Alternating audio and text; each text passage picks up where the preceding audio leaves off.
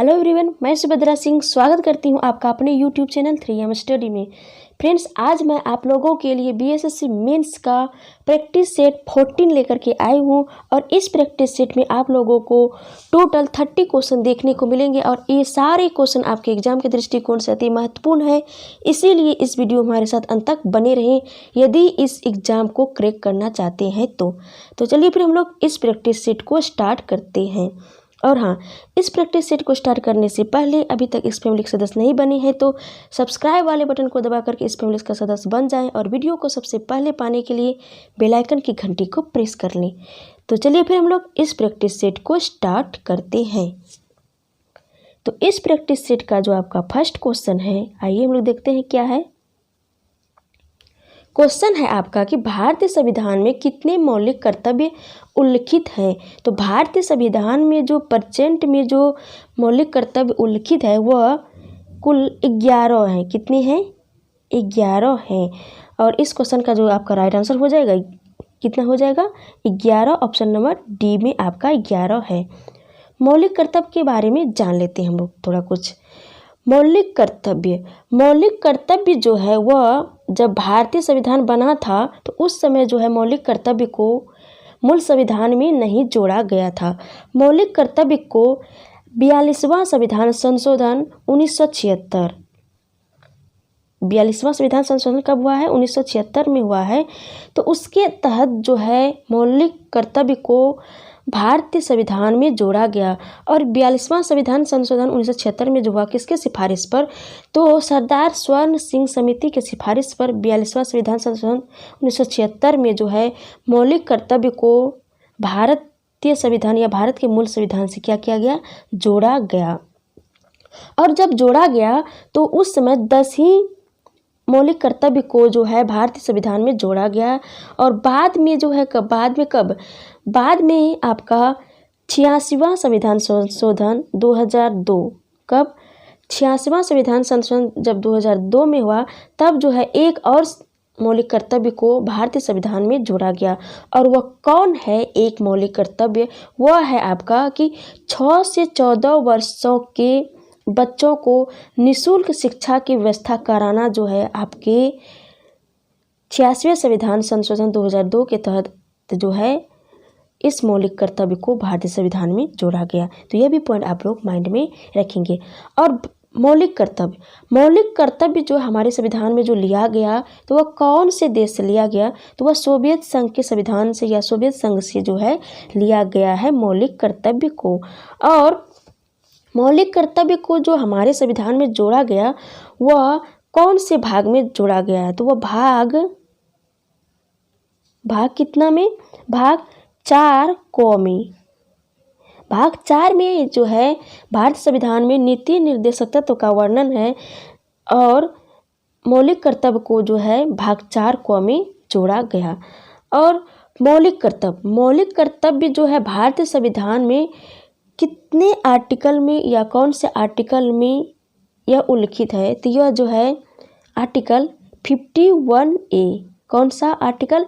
51A या article 51 क में जो है मौलिक कर्तव्य को भारतीय संविधान में उल्लिखित किया गया है। तो ये सारे पॉइंट आप लोग माइंड में रखेंगे क्योंकि एग्जाम के दृष्टिकोण से अति महत्वपूर्ण है ये सारे पॉइंट। तो क्लियर। अब चलते हैं नेक्स्ट क्वेश्चन की ओर। आपका अगला क्वेश्चन है कि भारत में जो फ्रेंच फैक्ट्री, कौन सा? भारत में जो पहली फ्रेंच फैक्ट्री स्थापित की गई थी वह कहाँ की गई थी? तो वह जो है सूरत में की गई थी। तो इस क्वेश्चन का जो आपका राइट आंसर हो जाएगा ऑप्शन नंबर ए हो जाएगा। भारत में पहली फ्रेंच फैक्ट्री की बात करें तो वह सूरत में स्थापित की गई और कब की गई थी? 1668 ईस्वी में। कब की गई थी? 1668 ईस्वी में की गई थी। और किसने किए थे? फ्रेंको कैरो ने। यह भी पॉइंट बहुत ही इंपॉर्टेंट है। फ्रेंको कैरो ने जो है पहली फ्रेंच फैक्ट्री जो है स्थापित की सूरत में। लेकिन भारत में जो फ्रांसीसी कंपनी की जो स्थापना हुई थी वह 1664 में हुई थी। फ्रांसीसी कंपनी 1664 ईस्वी में भारत आए थे और यहाँ पे कंपनी की स्थापना की थी। लेकिन पहली फैक्ट्री जो स्थापित की थी वह 1668 ईस्वी में सूरत में की थी। तो यह दोनों पॉइंट बहुत ही इंपॉर्टेंट है आपके एग्जाम के दृष्टिकोण से। और फ्रांसीसी कंपनी जो है अपना मुख्यालय जो बनाया था वह कहाँ पे बनाया था? पांडिचेरी में। कहाँ पे? पांडिचेरी में इसने अपना मुख्यालय बनाया था। तो यह भी एग्जाम के दृष्टिकोण से अति महत्वपूर्ण है, तो इसको भी आप लोग माइंड में रखेंगे। तो क्लियर। अब बढ़ते हैं नेक्स्ट क्वेश्चन की ओर। आपका अगला क्वेश्चन है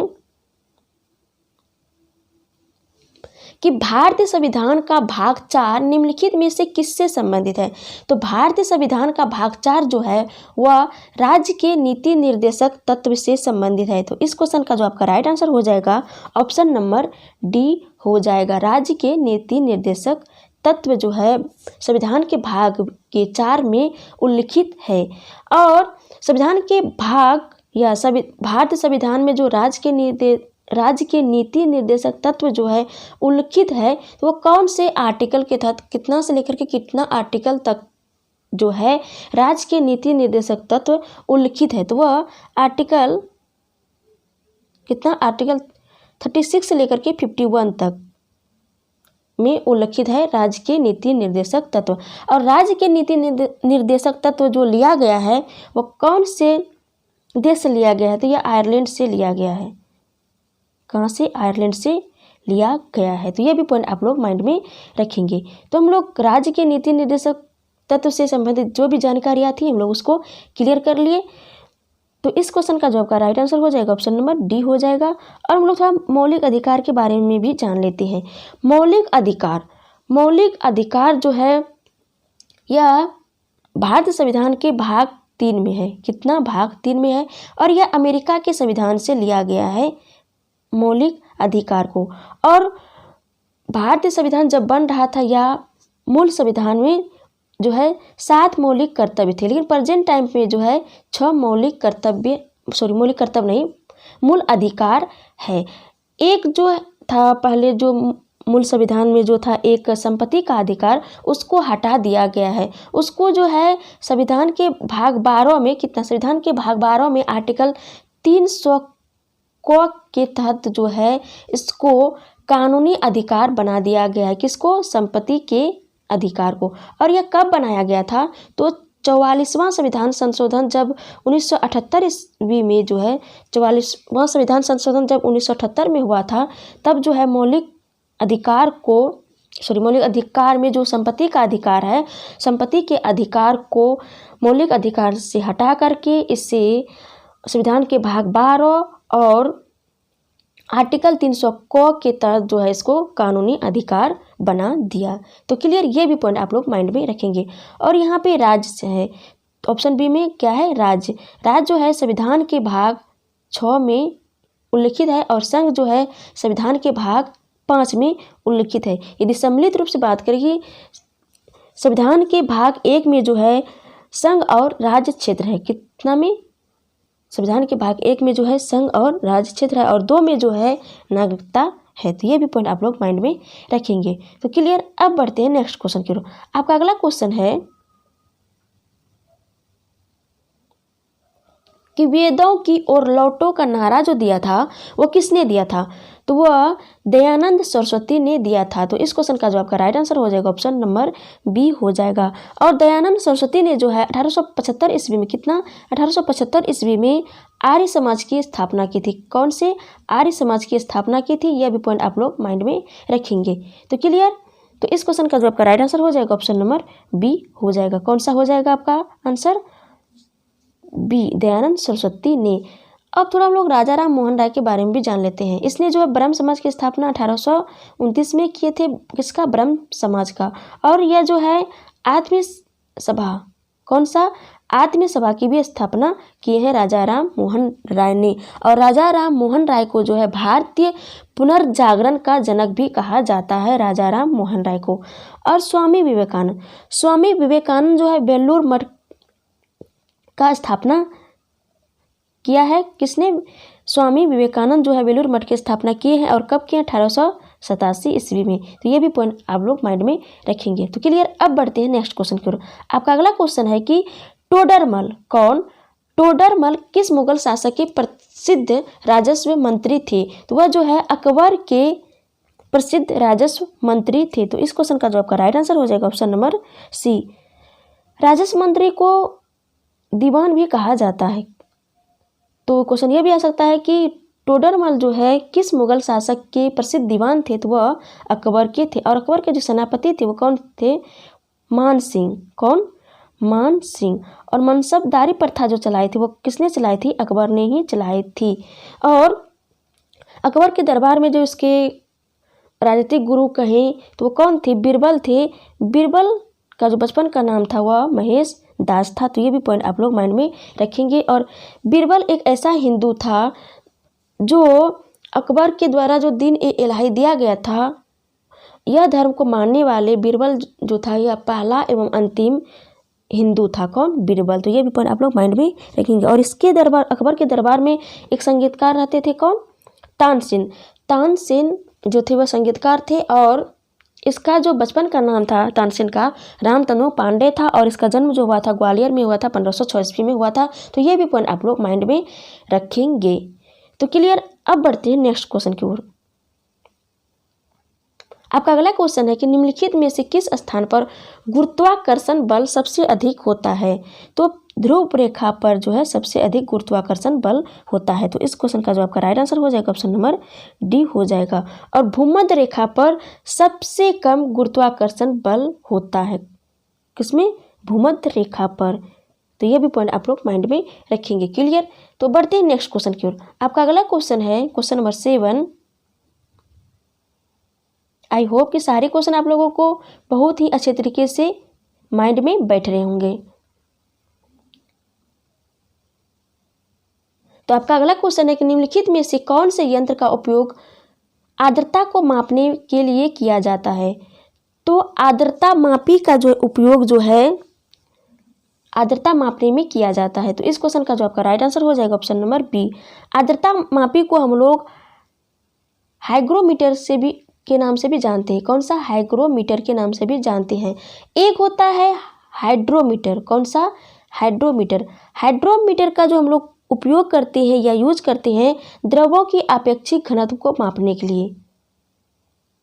इसका द्रवों के आपेक्षिक घनत्व को मापने के लिए हम लोग जो है हाइड्रोमीटर का यूज करते हैं, जबकि हाइग्रोमीटर का यूज करते हैं वायुमंडलीय आर्द्रता को मापने के लिए यूज करते हैं। एक होता है एनीमोमीटर, यह जो होता है हवा की शक्ति एवं गति को मापता है। और पायरोमीटर जो होता है दूर स्थित वस्तुओं के ताप को ज्ञात करने हेतु इस यंत्र का उपयोग किया जाता है। तो ये सारे पॉइंट आप लोग माइंड में रखेंगे। लेकिन सबसे ज़्यादा जो कन्फ्यूजन होता है हाइग्रोमीटर और हाइड्रोमीटर में होता है।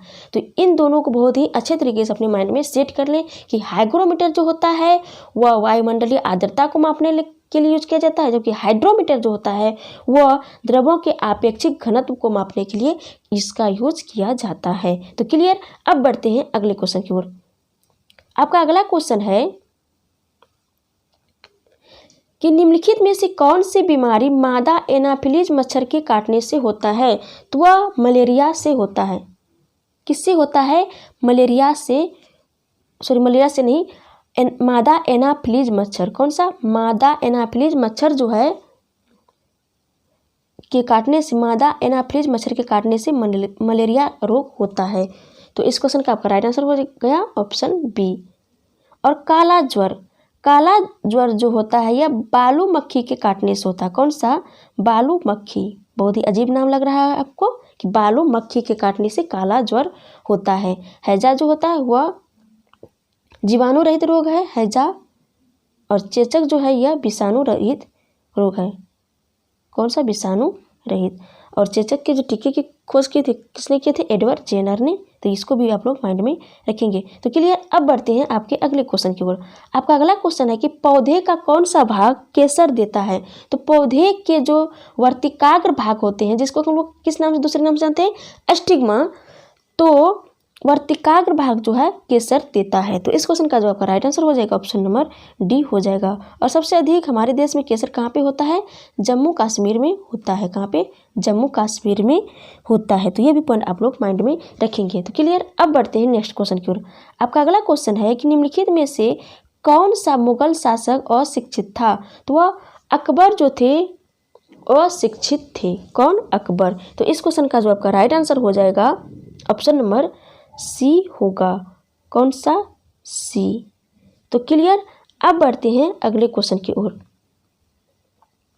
आपका अगला क्वेश्चन है कि आज़ाद हिंद फौज की जो स्थापना की गई थी वह कहाँ की गई थी? तो वह सिंगापुर में की गई थी। तो इस क्वेश्चन का जो आपका राइट आंसर हो जाएगा ऑप्शन नंबर ए हो जाएगा। और सिंगापुर का जो कैपिटल है सिंगापुर ही है और इसका करेंसी जो है डॉलर है। और थाईलैंड की जो कैपिटल है वो बैंकॉक है और इसका करेंसी जो है बाहत है। तो ये भी पॉइंट आप लोग माइंड में रखेंगे। और इटली का रोम और करेंसी जो है क्या है? लीरा। और ब्रिटेन का तो जानते हैं लंदन और इसका करेंसी जो है पाउंड है। तो ये भी पॉइंट आप लोग माइंड में रखेंगे। और आज़ाद हिंद फौज के जो स्थापना किए थे किसने किए थे? रास बिहारी बोस ने। किसने? रास बिहारी बोस ने। रास बिहारी बोस जो है कब किए थे? 1942 ईस्वी में जो है आज़ाद हिंद फौज की स्थापना किए थे। और आज़ाद एक आता है आज़ाद हिंद सरकार, तो उसकी जो स्थापना किए थे वह 1943 ईस्वी में सुभाष चंद्र बोस ने किए थे। और सुभाष चंद्र बोस जो है 1 मई 1939 को फॉरवर्ड ब्लॉक की भी स्थापना की थी। और सुभाष चंद्र बोस का जो जन्म हुआ था वह 23 जनवरी 1897 को उड़ीसा के कटक में हुआ था। तो यह भी पॉइंट आप लोग माइंड में रखेंगे। तो क्लियर। अब बढ़ते हैं नेक्स्ट क्वेश्चन की ओर। आपका अगला क्वेश्चन है कि मलक्का जल डमरू मध्य किन दो भूभागों को अलग करता है? तो मलक्का जल डमरू मध्य जो है मलय प्रायद्वीप तथा इंडोनेशिया का द्वीप जो है क्या करता है? अलग करता है। तो इस क्वेश्चन का जो आपका राइट आंसर हो जाएगा ऑप्शन नंबर ए हो जाएगा। कौन सा? एक। और पाक जल डमरू मध्य जो है यह भारत तथा श्रीलंका को अलग करता है। और एक जिब्राल्टर, कौन सा? जिब्राल्टर जल डमरू मध्य जो है अफ्रीका और यूरोप को अलग करता है। तो ये भी पॉइंट आप लोग माइंड में रखेंगे। तो क्लियर। अब बढ़ते हैं अगले क्वेश्चन की ओर। आपका अगला क्वेश्चन है कि सूर्य के किरणों, क्या है क्वेश्चन आपका? कि सूर्य के किरणों से कौन सा विटामिन प्राप्त होता है? तो ये बहुत ही इजी क्वेश्चन है, आप सभी जानते ही होंगे। तो सूर्य के किरणों से कौन सा विटामिन प्राप्त होता है? तो वह विटामिन डी प्राप्त होता है। तो आपका जो आंसर हो जाएगा राइट आंसर ऑप्शन डी हो जाएगा। और विटामिन डी की कमी से कौन से रोग होते हैं? रिकेट्स होते हैं। और विटामिन डी का जो रासायनिक नाम होता है वह क्या होता है? कैल्सीफेरॉल। कैल्सीफेरॉल। और विटामिन सी का जो रासायनिक नाम होता है एस्कॉर्बिक एसिड होता है। और विटामिन सी की कमी से कौन से रोग होते हैं? तो वह स्कर्वी रोग होता है। और विटामिन के का जो रासायनिक नाम है वह क्या है? फिलाक्विनोन। और विटामिन के से कौन सी बीमारी होती है? तो रक्त का जो थक्का जो होता है वह नहीं बनता है। और विटामिन ए जो होता है वह रतौंधी होता है विटामिन ए की कमी से। और विटामिन ए का जो रासायनिक नाम है वह रेटिनॉल है।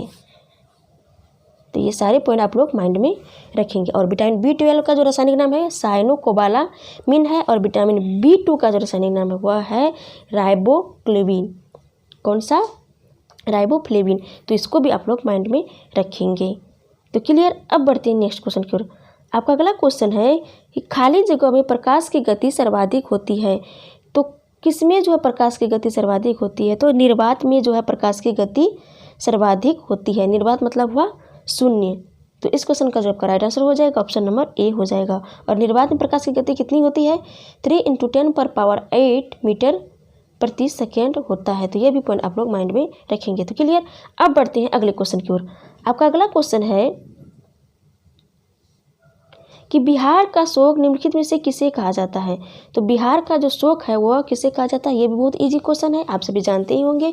तो कोसी नदी को बिहार का शोक कहा जाता है। तो इस क्वेश्चन का जो आपका राइट आंसर हो जाएगा ऑप्शन नंबर डी हो जाएगा। और कोसी नदी, बागमती नदी जो है ये जो है उत्तरी बिहार की नदियां हैं, जैसे कोसी, बागमती, गंडक, बूढ़ी गंडक, घाघरा, ये सभी जो है उत्तर बिहार की नदियां हैं। और दक्षिण बिहार की जो नदियाँ कौन कौन से? सोन, पुनपुन, अजय, फल्गु, कर्मनाशा, ये सभी जो है दक्षिण बिहार की नदियां हैं। तो ये भी पॉइंट आप लोग माइंड में रखेंगे। यदि और चाहते हैं कि आप पूरे बिहार या बिहार की जितनी भी नदियां हैं इन सारे को क्लियर करें, तो आप जो है इस चैनल के प्लेलिस्ट में जा कर के बिहार की नदियाँ सर्च करेंगे तो आपको मिल जाएंगे। और सारे बिहार की नदियाँ आप लोगों को क्लियर हो जाएंगी, क्योंकि मैं बहुत ही अच्छे तरीके से मैप के माध्यम से जो है सारे बिहार की नदियों को बताई हूँ। तो क्लियर। अब बढ़ते हैं नेक्स्ट क्वेश्चन की ओर। आपका अगला क्वेश्चन है कि निम्नलिखित में से कौन से समूह की नदियाँ बिहार और उत्तर प्रदेश के बीच की सीमा रेखा बनाती है?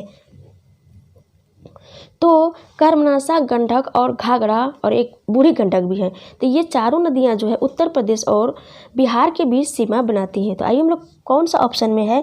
कर्मनाशा, गंडक और घाघरा। तो ये जो तीनों जो है यह ऑप्शन नंबर आपके सी में है। तो इस क्वेश्चन का जो आपका राइट आंसर हो जाएगा वो ऑप्शन नंबर सी में आपका जो है आपका राइट आंसर हो जाएगा। मैं फिर से आप लोगों को रिमाइंड कराती हूँ कि बिहार की नदियाँ जो आप जो है अच्छी तरीके से यदि क्लियर करना चाहते हैं तो हमारे प्लेलिस्ट में जा कर के ज़रूर देखें, क्योंकि मैं वहाँ पे फिगर के माध्यम से सारे बिहार की नदियों को क्लियर कराई हूँ। और यहाँ पे जो आपको क्वेश्चन इन ये दोनों देखने को मिल रहे हैं, यदि आप वहाँ से प्लेलिस्ट से जा कर के बिहार की नदियों को देख लेते हैं तो इस तरह के कोई भी क्वेश्चन बिहार की नदी से यदि आए तो ये सारे क्वेश्चन आपके कंप्लीट हो जाएंगे। तो क्लियर, अब बढ़ते हैं आगे।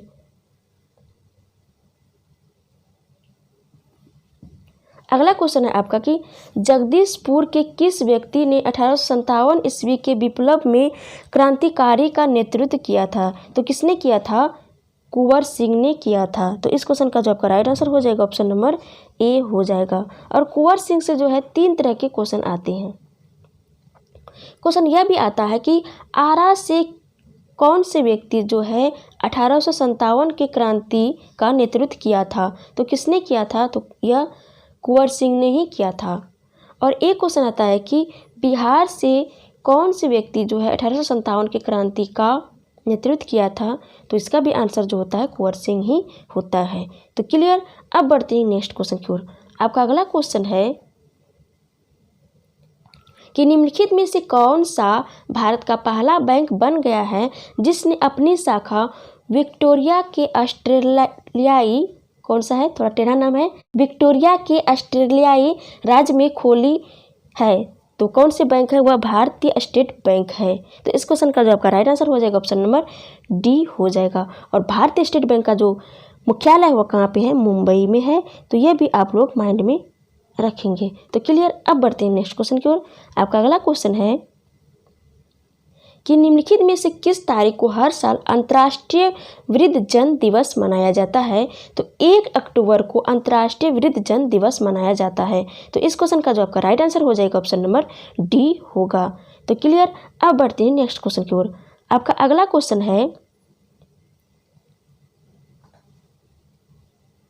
क्वेश्चन नंबर आपका 20 है कि नेशनल हेराल्ड समाचार पत्र किसने प्रारंभ किया है? तो किसने प्रारंभ किया है था? तो जवाहरलाल नेहरू ने किया था नेशनल हेराल्ड समाचार पत्र। तो इस क्वेश्चन का जो आपका राइट आंसर हो जाएगा ऑप्शन नंबर बी हो जाएगा।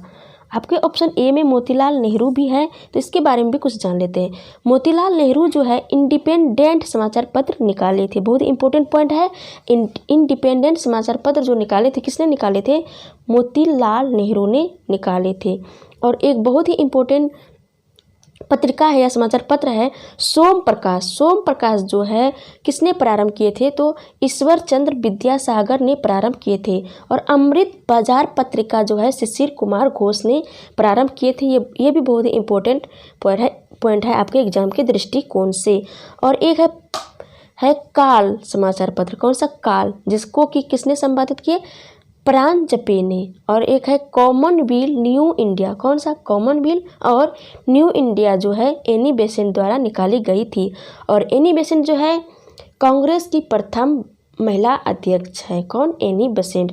और यह कब अध्यक्षता की थी? तो जब कलकत्ता में जब कांग्रेस का 33वां अधिवेशन हुआ था कलकत्ता में, तो तब जो है एनी बेसेंट ने कांग्रेस की अध्यक्षता की थी। तो यह भी पॉइंट आप लोग माइंड में रखेंगे। तो क्लियर, अब बढ़ते हैं नेक्स्ट क्वेश्चन की ओर। आपका अगला क्वेश्चन है कि मेगास्थनीज चंद्रगुप्त मौर्य के काल में कौन था? तो यह जो है मेगास्थनीज चंद्रगुप्त मौर्य के काल में राजदूत था। और मेगास्थनीज जो है सेल्यूकस निकेटर, किसका? सेल्यूकस निकेटर का राजदूत था। और चंद्रगुप्त मौर्य के काल में यह भारत आया था। और मेगास्थनीज जो है एक बुक लिखे थे। कौन सा? इंडिका। इंडिका लिखा था। और इंडिका में जो है मेगास्थनीज ने चंद्रगुप्त मौर्य के जो भी साम्राज्य या कार्यकाल था उसका, चंद्रगुप्त मौर्य का या साम्राज्य था, तो उसका बहुत अच्छे तरीके से जो है मेगास्थनीज ने अपने इस इंडिका बुक में क्या किया था, वर्णन किया था। कौन? मेगास्थनीज ने। और मेगास्थनीज जो है इसने जो है पटना को पोलीब्रोथा, कौन सा? पटना को इसने पोलीब्रोथा का करके संबोधित किया था मेगास्थनीज ने। तो ये भी पॉइंट आप लोग माइंड में रखेंगे। तो क्लियर। अब बढ़ते हैं नेक्स्ट क्वेश्चन की ओर। तो यहाँ पे जो क्वेश्चन नंबर आपका 21 का जो आंसर हो जाएगा ऑप्शन नंबर बी हो जाएगा, राजदूत। तो क्लियर। अब बढ़ते हैं आपके अगले क्वेश्चन की ओर। आपका अगला क्वेश्चन 22 है कि गुरु गोविंद सिंह की शिक्षा कहाँ हुई थी और उन्होंने पारसियन कहाँ सीखी थी। तो गुरु गोविंद सिंह की जो शिक्षा हुई थी वह पटना में ही हुई थी। तो कहाँ पे? पटना में हुई थी। तो आपका इस क्वेश्चन का जो राइट आंसर हो जाएगा ऑप्शन नंबर सी हो जाएगा। कहाँ पे? पटना में। इसकी शिक्षा भी पटना में ही हुई थी और यह पारसियन जो सीखा था पटना में ही सीखा था। और इसका हम लोग जन्म की बात करें तो इसका जन्म जो हुआ था वह पटना सिटी में हुआ था। कहाँ पे? पटना सिटी में हुआ था। और गुरु गोविंद सिंह का जो पिता है वह कौन से? तो सिख धर्म के जो 9वें गुरु थे, कौन? गुरु तेग बहादुर। ये जो है गुरु गोविंद सिंह के पिता थे। और गुरु गोविंद सिंह जो है वह 10वें सिख गुरु के रूप में उभरे। इसके बाद कोई भी सिख गुरु नहीं हुआ, क्योंकि जो भी सिख गुरु होते थे उसकी हत्या कर दी जाती थी। इसी कारण से जो है इसके बाद जो है इससे गुरु गोविंद सिंह ने निर्णय लिया कि अब हमारे बाद जो है कोई गुरु नहीं होंगे। और तब जो है इसने गुरु ग्रंथ साहिब का स्थापना किया। तब उसने कहा कि यही बुक जो है आगे के लिए गुरु के रूप में रहेंगे सिख धर्म के लिए। तो क्लियर। ये भी पॉइंट आप लोग माइंड में रखेंगे। अब बढ़ते हैं नेक्स्ट क्वेश्चन की ओर। आपका अगला क्वेश्चन है अहमद अली खान किस यंत्र बजाने के लिए प्रसिद्ध थे। अहमद अली जो है यह सरोद बजाने के लिए प्रसिद्ध थे। तो इस क्वेश्चन का जो आपका राइट आंसर हो जाएगा ऑप्शन नंबर ए हो जाएगा। और कौन से जो है सरोद वादन बजाने के लिए प्रसिद्ध थे, तो आइए हम लोग उसको भी जानते हैं। जैसे कि अली अकबर खां, अहमद अली खां, तो इसको हम लोग डिस्कस कर ही लिए। जरीन दारूवाला, मुकेश शर्मा, अलाउद्दीन खां, हाफिज खां, विश्वजीत राय चौधरी, ये सभी जो है सरोद बजाने में ये सभी विद्वान थे, ये सभी सरोद को बजाने में। तो क्लियर। अब आते हैं नेक्स्ट क्वेश्चन की ओर। आपका अगला क्वेश्चन है कि अबेकस की खोज इस दौरान हुई थी। अबेकस की जो खोज हुई थी किस दौरान हुई थी या कौन से काल में हुई थी। तो इस क्वेश्चन का जो आपका राइट आंसर हो जाएगा ऑप्शन नंबर सी हो जाएगा, ग्रीक सभ्यता काल में हुई थी। कौन से? ग्रीक सभ्यता काल में हुई थी। तो इस क्वेश्चन का जो आपका राइट आंसर हो जाएगा ऑप्शन नंबर सी हो जाएगा। और हम लोग यह भी जान लेते हैं कि विश्व में जो है कितनी प्राचीन सभ्यताएं हैं। तो विश्व में जो है कुल 6 प्राचीन सभ्यताएं हैं। कितनी? 6। और विश्व की जो सबसे प्राचीनतम सभ्यता है वह कौन सा है? मिस्र की नील नदी घाटी सभ्यता। कौन सा? मिस्र की नील नदी घाटी सभ्यता जो है यह विश्व की सबसे पुरानी सभ्यता है। और विश्व की 6 पुरानी सभ्यता है तो कौन कौन से है? तो एक हम लोग ग्रीक सभ्यता, इसको तो क्लियर कर ही लिए। एक ग्रीक सभ्यता है, एक रोमन सभ्यता है, एक आपका हो गया मिस्र नदी की सभ्यता, तो 3 हो गया। एक आपका है दजला फरात नदी घाटी सभ्यता, 4 हो गया, जिसको हम लोग मेसोपोटामिया सभ्यता के नाम से भी जानते हैं। एक आपका होगा वांगवो नदी सभ्यता। कौन सा? वांगवो नदी सभ्यता। और एक है आपका सिंधु घाटी सभ्यता जो कि हमारे भारत देश से संबंधित है। और हम लोग सिंधु घाटी सभ्यता को हड़प्पा सभ्यता के नाम से भी जानते हैं। तो क्लियर। अब बढ़ते हैं नेक्स्ट क्वेश्चन की ओर। आपका अगला क्वेश्चन है क्वेश्चन नंबर 25 में कि 18वीं शताब्दी में किस देश ने जर्मनी पर शासन किया। तो 18वीं शताब्दी में जो है ऑस्ट्रिया, कौन? ऑस्ट्रिया देश जो है जर्मनी पर शासन किया। तो इस क्वेश्चन का जो आपका राइट आंसर हो जाएगा ऑप्शन नंबर बी हो जाएगा। ऑस्ट्रिया और ऑस्ट्रेलिया में आप कंफ्यूजन नहीं करिएगा। ऑस्ट्रेलिया जो है अलग कंट्री है और ऑस्ट्रिया जो है अलग कंट्री है। तो इस क्वेश्चन का आपका राइट आंसर हो गया ऑप्शन बी। ऑस्ट्रिया का जो कैपिटल हो कहाँ पे है, वियना है, और इसका करेंसी जो है क्या है, यूरो है। और जर्मनी का जो कैपिटल है बर्लिन है और इसका करेंसी जो है यूरो है। और इंग्लैंड का तो जानते ही होंगे लंदन है और इसका करेंसी क्या है, स्टर्लिंग पाउंड है। तो क्लियर। अब बढ़ते हैं नेक्स्ट क्वेश्चन की ओर। आपका यहाँ पे फ्रांस है, तो फ्रांस का जो करेंसी है वह क्या है, फ्रांस का यूरो भी है, फ्रैंक भी है, और उसके बाद इसका कैपिटल पेरिस है। और चीन का जो कैपिटल है वह है बीजिंग और इसका करेंसी युआन भी है और रेनमिनबी भी है। तो क्लियर। अब चलती हैं क्वेश्चन नंबर 26 की ओर। आपका क्वेश्चन नंबर 26 है कि साप्ताहिक शार्ली एब्दो कहाँ से प्रकाशित किया जाता है। तो साप्ताहिक शार्ली एब्दो जो है वह पेरिस से क्या किया जाता है, पेरिस से प्रकाशित किया जाता है। तो इस क्वेश्चन का आपका राइट आंसर हो जाएगा ऑप्शन नंबर बी। तो क्लियर। अब बढ़ते हैं नेक्स्ट क्वेश्चन की ओर। आपका अगला क्वेश्चन है कि बुध से संबंधित अप्सरों से जुड़े प्रतीकों में स्तूप किसका प्रतीक है। तो यहाँ पे बुध नहीं होगा, बुध के जगह में यह बुध होगा, ये बुध तो ग्रह वाला हो गया। तो बुध से संबंधित अप्सरों से जुड़े प्रतीकों में स्तूप किसका प्रतीक है। स्तूप जो है मृत्यु का प्रतीक है। किसका प्रतीक है, स्तूप मृत्यु का प्रतीक है। क्योंकि जब गौतम बुद्ध मरे थे या उसका जब देहांत हुआ था तो गौतम बुद्ध के अवशेषों पर जो है क्या बनाया गया था, स्तूप बनाया गया था। क्या बनाया गया था, स्तूप। तो स्तूप जो है मृत्यु का प्रतीक है। और गौतम बुद्ध जो है गौतम बुद्ध से संबंधित और गौतम बुद्ध और क्या कहते हैं बौद्ध धर्म जो है कुछ प्रतीक चिन्हित किए हैं गौतम बुद्ध से संबंधित। जैसे कि गौतम बुद्ध का जन्म जब हुआ था तो कमल प्रतीक चिन्ह, ये सब इस तरह से और भी प्रतीक। जैसे कि मृत्यु हुआ तो स्तूप जो है मृत्यु का प्रतीक रख दिया, जन्म हुआ तो कमल का, और जब गृह त्याग किए थे तो घोड़ा का। इस तरह से प्रतीक जो है बौद्ध धर्म ने रख दिए हैं बुद्ध से संबंधित। तो क्लियर। अब लोग थोड़ा बुद्ध के बारे में जान लेते हैं। बुद्ध का जन्म जो हुआ है वह कब हुआ है, 563 ईसा पूर्व में। कब, 563 ईसा पूर्व में। और इसकी मृत्यु जो हुआ कब हुआ, 483 ईसा पूर्व में। बहुत ही इंपॉर्टेंट पॉइंट है। और इसका जन्म कहाँ पे हुआ था, तो कपिलवस्तु के लुम्बिनी में हुआ था बुद्ध का जन्म।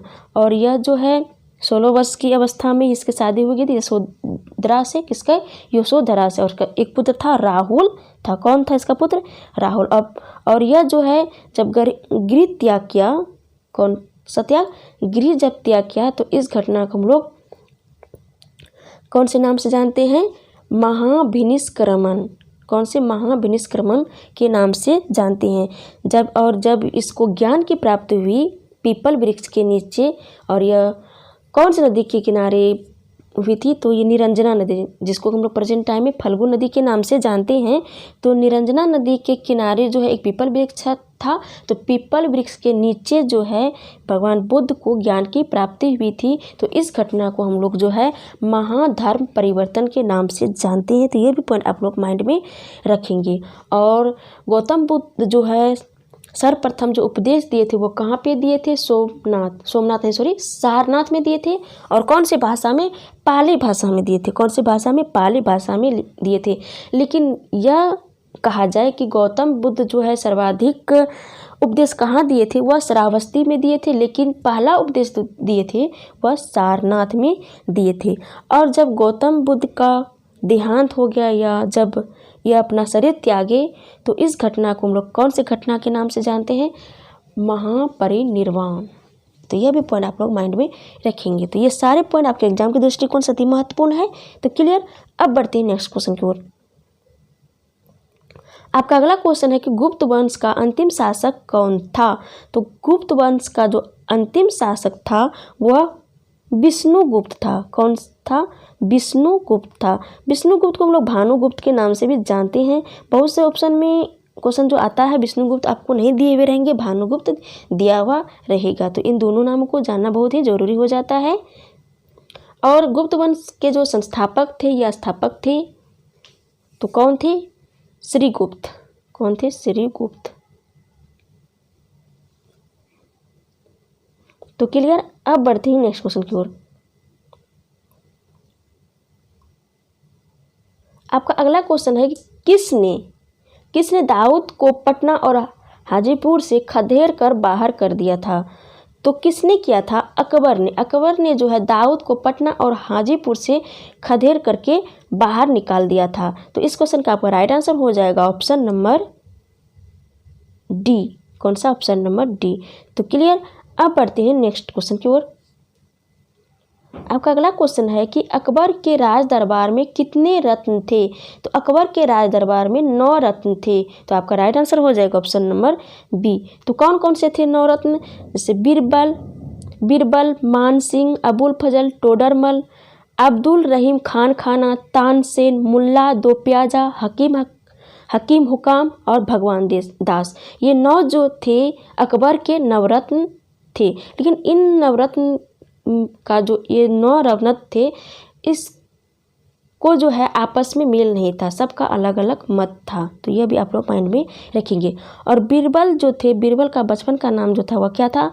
महेश दास था। और बीरबल एक ऐसा हिंदू था जो कि अकबर द्वारा जो चलाया गया था दीन ए इलाही धर्म, इसको मानने वाले बीरबल जो है प्रथम और अंतिम हिंदू थे। कौन? बीरबल, दीन ए इलाही को मानने वाले। और मान सिंह जो था यह अकबर का सेनापति था। और टोडरमल जो था वह अकबर का कौन था? दीवान था, जिसको हम लोग राजस्व मंत्री भी मानते हैं। और क्वेश्चन यहाँ पे 2 तरह से बनता है टोडरमल से कि अकबर का राजस्व मंत्री कौन था? तो टोडरमल। और यह एक और क्वेश्चन बनता है कि अकबर का जो दीवान था वह कौन था? टोडरमल था। और अकबर के दरबार में एक संगीतकार थे तानसेन था। और इसका जो बचपन का नाम था रामतनु पांडे था। और इसका जन्म जो 1506 ईस्वी में कहाँ पे हुआ था? ग्वालियर में हुआ था। तो ये सारे पॉइंट जो है आप लोग माइंड में रखेंगे। और अकबर के काल को जो है हिंदी साहित्य का स्वर्ण काल कहा जाता है। और अकबर जो है मनसबदारी की प्रथा भी चलाई थी। तो ये सारे पॉइंट आप लोग माइंड में रखेंगे। और अकबर जो है हल्दी घाटी का युद्ध किया था 1576 में। ये सारे पॉइंट आप लोग माइंड में रखेंगे। तो क्लियर। तो इस तरह से हम लोग इस प्रैक्टिस सेट में टोटल 30 क्वेश्चन थे। और सारे 30 क्वेश्चन को हम लोग बहुत ही अच्छे तरीके से इसको डिस्कस करें।